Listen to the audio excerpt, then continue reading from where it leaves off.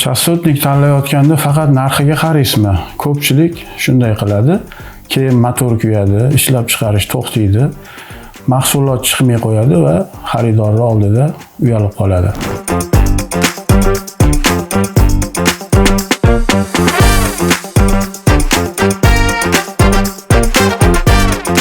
Assalomu alaykum hurmatli kuzatuvchilar.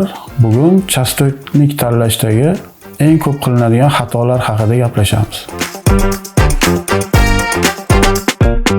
Birinchi xato, eng ko'p qilinadigan xato motorni nominaliga mos bo'lmagan chastotnik tanlab qo'yish.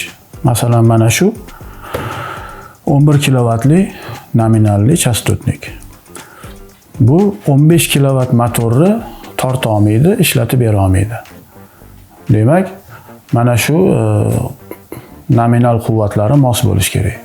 4 kilovatmi motor, unga 4 kilovat chastotnik olish kerak. 7,5 kilovatga 7,5 kilovat olish kerak. Chastotnik katta bo'la turib, kichkina motorni ishlatirishi mumkin, lekin teskarisi mumkin emas. Masalan, mana shu 11 kilovat chastotnik 7,5 kilovatni ham, 5,5, 4 kilovat dvigatellarni ishlataveradi, lekin teskarisi 15-22 kilovatni torta olmaydi. Tok bo'yicha demak o'ta yuklanib ketadi va ekranida avariya chiqadi.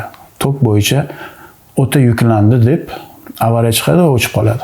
Ikkinchi eng ko'p qilinadigan xato, juda mashhur xatolardan biri, bu bir fazali tarmoqda 3 fazali dvigatellar ishlatilayotganda kuzatiladi bu xato. Ya'ni shunaqa chastotniklar bor. Kirishi bir faza bo'ladi-da, chiqishida 3 faza qilib o'zi fazalarni yaratib beradi chastotnik. Lekin shu yerda mana bu shildigiga, yoniga yozgan yozuviga e'tibor qilish kerak.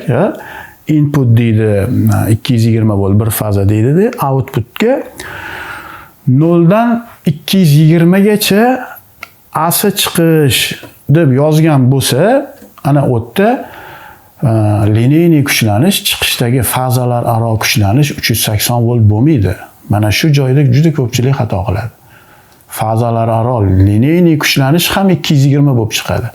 Buning uchun elektr dvigatelni kilemligida sxema shuni imkon berish kerak shunga. Ya'ni dvigatel 220/380 uchburchak yulduz deb shildigiga yozilgan, shunga imkon berish kerak. Ya'ni uchburchak sxemaga o'tkazilganda fazalar aro 220 voltda ishlaydigan dvigatel bo'lsa, ana u ishlaydi. Agar dvigatel faqat 380 volt yulduz ulanadigan bo'lsa, unda chastotnikni ham chiqishiga e'tibor qilish kerak. Output 0 dan 380 gacha deb yozilgan bo'lishi kerak. 220 gacha emas. Uchinchi ko'p qilinadigan xato, chastotnik ma'lumki motorlarni rotorini 0 dan nominal оборотgacha ko'tarib, tushirib, mana shunaqa xohlagancha tezlikni o'zgartirishga imkon beradi. O'zi zotan shunaqa qurilma.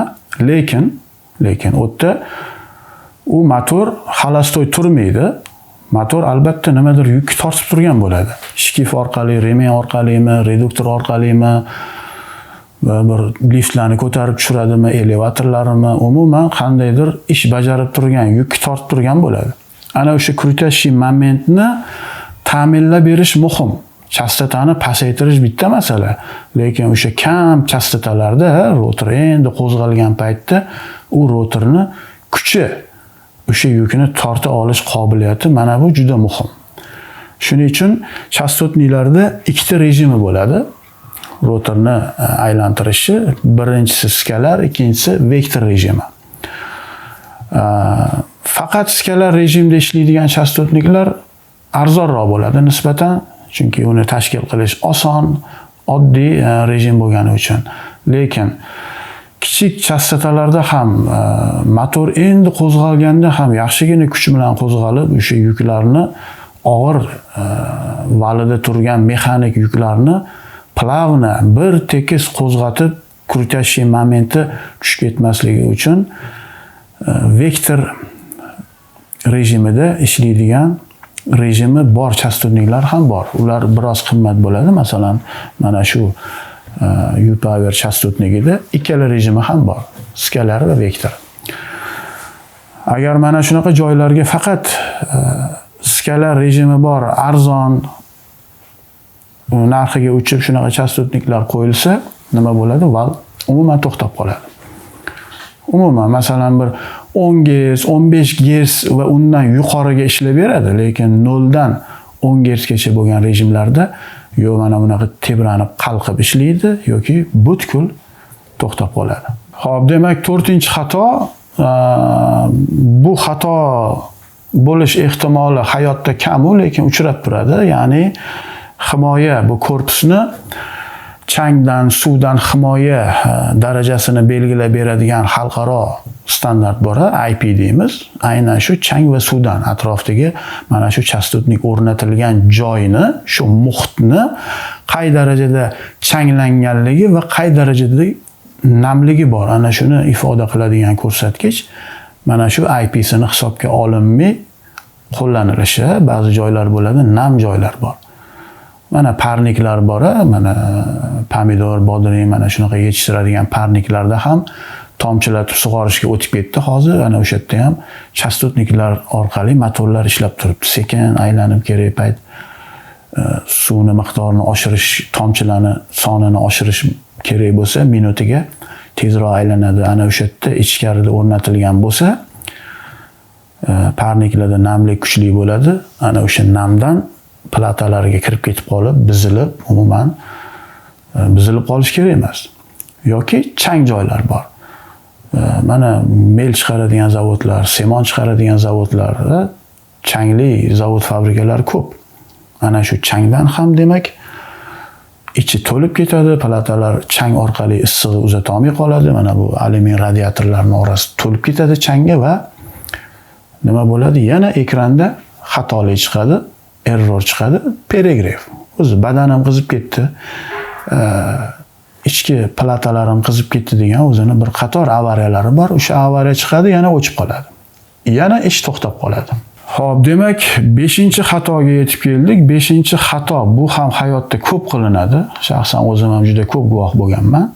Ya'ni juda murakkablik talab qilinmaydigan, juda oddiy joylarga, oddiy rejimlarga bekorga pulni isrof qilib, sarf qilib, juda ham qimmat, juda ham o'ta funksional chastotniklar olib o'rnatish. Bu endi bu xatoyimiz chista finansiviy, moliyaga oid xato, bu texnik emas.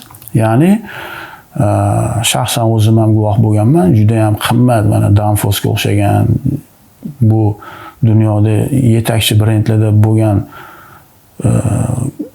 bir qancha masofadan boshqarish, PLKlar bilan, SCADA tizimlar bilan ishlay oladigan qator protokollari bor. U Modbus ham bor, Kenopen ham bor, Ethernet ham bor. Umuman eng zamonaviy SCADA tizimda ishlaydigan protokollarga ega, mana shunaqa fizический shinalarga ega chastotnik turibdi, lekin oddiy bir motorni hattoki masofadan ham emas, mana shu panelini o'zidan bir 3-4 metr knopkaga ham olib chiqilmagan, shu panelni o'zidan yoqib o'chirib juda oddiy ish uchun ishlatilib turibdi. Mana shu xatoliklar ham bor. Masalan, u PID rejim kerak bo'lmasa, ba'zi nasoslarda kerak emas PID rejim. Juda ko'p dvigatellarda PID rejim kerak emas. PID rejim kerak bo'lmagandan keyin uni PID rejimi yo'g'ini olsa ham bo'ladi. Umuman markaziy bir dispetcherlik tizimi, SCADA, PLKlar o'rnatilmagan joyda Modbus ham kerak emas, Kenopen ham kerak emas.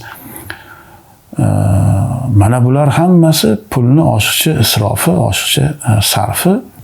Va nihoyat eng so'nggi 6-xato, mana bu xato sanab o'tgan xatolarimizni ichidagi eng ahamiyatlisi desak ham to'g'ri bo'lsa kerak. Eng ko'p qilinadigan va eng ahamiyatli mana oxirgi nihoyiy 6-xato nima? Bir hech qanaqa sertifikatlarga ega bo'lmagan, bir kelib chiqishi noma'lum, mana shunaqa tanilmagan, hech kim tanimaydigan chastotniklar tanlash.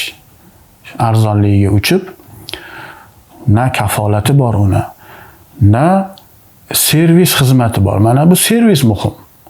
bir jihoz qanchalik zo'r bo'lmasin, qanchalik ishonchli, yillab xizmatingizni qiladigan bo'lmasin, ana uni ertaga temir baribir hamma narsa buziladi deymiz-ku, vaqt o'tishi bilan tranzistori kuyib qolsa yo nimadir muammosi chiqsa, nima bo'lishi kerak? Buni albatta servis xizmati bo'lishi kerak. O'sha zapchastlari topilishi kerak. Juda zo'r narsada tiq etib buzilib qolsa, o'sha narsa yo'q. Bir qayoqlardan, Yaponiyadanmi, Koreyadanmi, qayerdandir olib kelish kerak. O'sha tranzistordir, boshqadir. Yoki zapchasam topildi deylik, usta yo'q. Shuni malakaga ega bo'lgan, shuni to'g'rilab beradigan ustani o'zi yo'q. Mana shular jamlanib o'z servis deyiladi. Ya'ni ehtiyot qism va ustalarni tandemini servis deymiz. Mana bu servis juda muhim. Narsalar, jihozlar servisi bilan ahamiyatli, servisi bilan muhim. Ya'ni tezda buzildi, muammo chiqdimi, shunday bir telefon qilsa, servis xodimlari birdan tezda yetib kelsin va buni zapchasini zakaz qildik, 20 kundan keyin kelar ekan, unaqa demasin, bu yerda ish to'xtab qoladi. Ishlab chiqarishda mana shaxsan o'zim ham ishlaganman. Bu klientning ishonchi, mahsulotni vaqtida yetkazib berish juda muhim hisoblanadi. Bu reputatsiya masalasi. Bu pulga ham sotib bo'lmaydi bu narsalarni. Reputatsiya o'sha narsani ko'rilgan zarar ham mayli, u ham yomon, lekin reputatsiya, shu mahsulotlar chiqmay qoladi, modomiki bu buzildi, shunga bog'liq motor to'xtab qoldi, u stanokda qaysidir jarayonni boshqarib turadi. Demak, kafolati bor, servis xizmati yaxshi yo'lga qo'yilgan chastotniklardan olish kerak. Xo'p, mana barcha eng ko'p qilinadigan xatolar bilan tanishib chiqdik. Ana endi shularni jamlab turib, umumiy xulosa qilib bir maslahat beramizki, mutaxassis sifatida, demak, ishni nimadan boshlar ekanmiz? Eng birinchi bo'lib, o'sha dvigatelli shildigini yaxshilab o'qish kerak, uni mutaxassis o'qish kerak. Tushunib, o'tda o'sha drop bilan yozadi, 220 drop 380, yo faqat 380 da ishlaydimi u motor. Uchburchak yulduzga o'girsa, uchburchak sxemada u fazalar aro 220 da ishlay oladimi yo'qmi? Mana bularga e'tibor qilamiz. Avvalo nominaliga qarar ekanmiz, motor necha kilovat bo'lsa, chastotnik ham kamida o'shancha kilovat bo'lishi kerak. Kattaroq bo'lsa mumkin, nur ustiga nur. Yana ham yayrab ishlaydi, yana ham umri uzun bo'ladi. Ya'ni mana bu 11 kilovat bo'la turib, 7,5 kilovat yoki 5,5 kilovat motor ulab qo'yilsa mumkin u. Teskarisi mumkin emas, demak uni dvigatelimiz necha kilovat? Xuddi o'ziga mos chastotnik olar ekanmiz birinchisi, sxemasiga e'tibor qilar ekanmiz. Agar u yerda bizning obyektimizda 3 faza yo'q, bir faza bor xolos, shuni men 3 faza qilib ishlatmoqchiman desa, motor sxemasi imkon beradimi yo'qmi? Va chastotnikni chiqishiga e'tibor qilar ekanmiz. Outputi 0 dan 220 yozilganmi? Fazalar aro yo 380 chiqarib beradimi? Bunga qarar ekanmiz va shu chastotnik o'rnatiladigan joy, shitdir, bitta xonadir, nima, qay darajada namlik, qay darajada chang bor. Mana bu IP darajasiga qarar ekanmiz. Va motor qanaqa boshqariladi? Shuni o'zidanmi?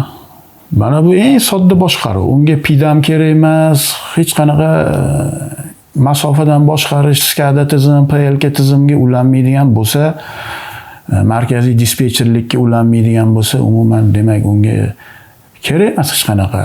Modbus ham, Kenopen ham, Ethernet ham oshiqcha pulni isrof qilib, sarflab o'ta navorochenniy model olishi demak kerak yo'q ekan. O'zi maqsadga, holatga qarab tanlar ekanmiz. Va eng muhimi nima? Do'konga kirganda nimani so'rar ekanmiz? Buni servisi bormi? Servisi qay darajada yo'lga qo'yilgan? Ertaga bu temir tiq etib bir joyi kuysa, buzilsa bormi? Malakali ustalar shuni qay darajada tashkil qilgansizlar? Umuman kafolat bormi bunga? Juda arzon narsa emas. Olib borib o'rnatdim. Yaxshi ishlamay qoldi, nimadir bo'ldi. Qaytarib olib kelsa bo'ladimi? o'rnatib beradigan ustalar bormi? Buzilib qolsa hamma zapchastlar mavjudmi? Mani sexim, zavodim turib qolmaydimi? Klientga mahsulotni vaqtida yetkazib bera olmay, reputatsiyam tushmaydimi deb, mana bu eng muhim tomoni. Mana shularga e'tibor qilib, demak, chastotnik tanlashimiz kerak ekan. Endi keyingi videoyimizda motor bilan chastotnikni real qanday qilib ulanadi, qanday qilib sozlanadi, ishga tushiriladi. Mana shuni ko'rib chiqamiz. Kanalimizga obuna bo'lib qo'ying, qo'ng'iroqchani bosib qo'ying, hamkasblarga ulashib qo'ying. Yana savollar tug'ilgan bo'lsa, kommentariyalar ochiq, yozing kommentariyadan. E'tiboringiz uchun rahmat, salomat bo'ling.